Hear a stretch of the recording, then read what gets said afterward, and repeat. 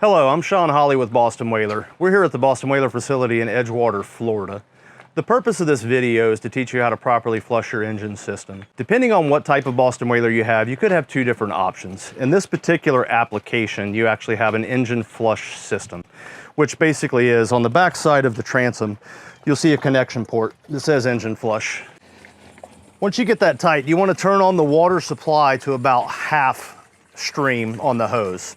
That ensures it's not too much pressure coming into the system for what it can typically handle as it pumps water through, and that's a Mercury recommendation. Once you get your water hose connected, engine's trimmed down, you would then come over here to this point. There's a button underneath the port aft gunnel that you would press one time.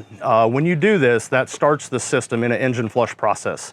So what it's going to do is it's going to start with one engine. It's going to do a 15-minute cycle per engine, and it'll automatically transfer over in sequence till all of the engines have been flushed out.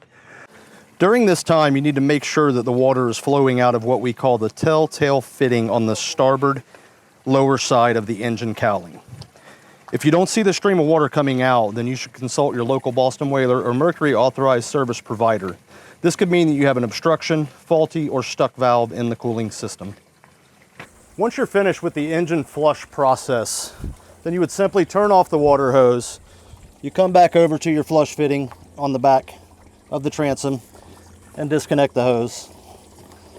There'll be a little bit of pressure in there as you disconnect it. Just be careful not to get too much excess spray on yourself. And then you would reinsert the cap to close off the system.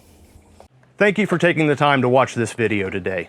If you have any further questions, please feel free to contact us or your local Boston Whaler authorized service provider for further information.